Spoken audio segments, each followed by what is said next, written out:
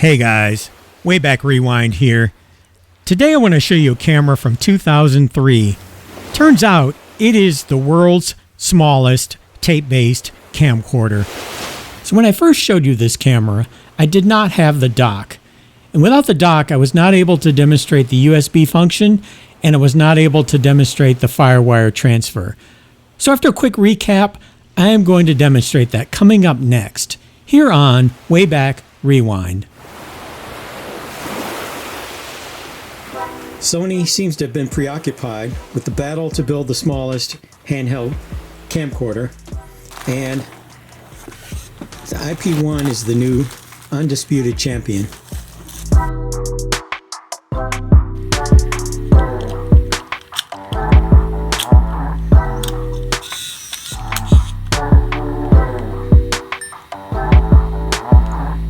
It's saying record. You know, every once in a while I get lucky. I bought this as a broken camera, and it appears to be working.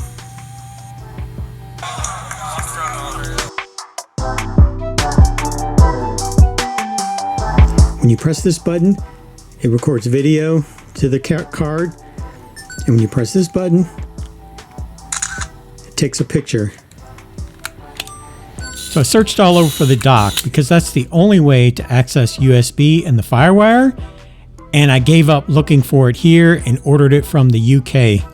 I almost always just look for normal eBay. First time buying something from international eBay. This is the infamous cradle. It is impossible to find anywhere this side of the Atlantic. The DCR IP1. It is the correct. This was for the PAL. I don't think it matters because it's just a physical interface. The electrons will sort it all out. So as soon as you insert the camera into the dock, it begins to power it. The camera's off. The battery will start charging.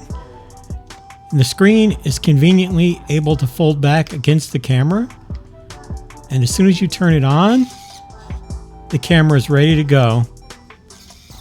So in addition to powering the camera and providing analog outputs, which the camera already does, the dock provides you with the MicroMV input, which is Firewire, and it also provides you with the USB.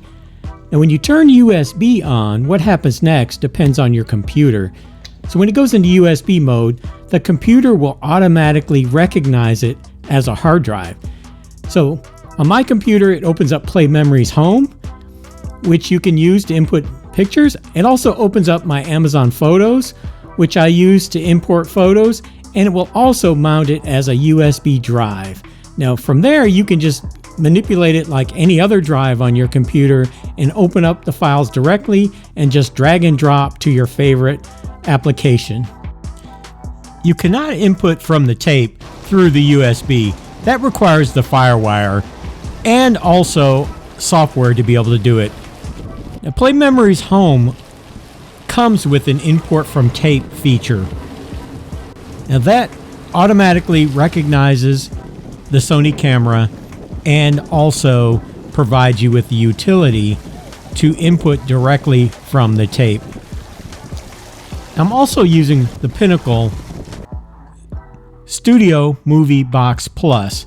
It came with the Pinnacle Studio 12 software, which comes with an import utility to automatically interface with the camera and import from the tape.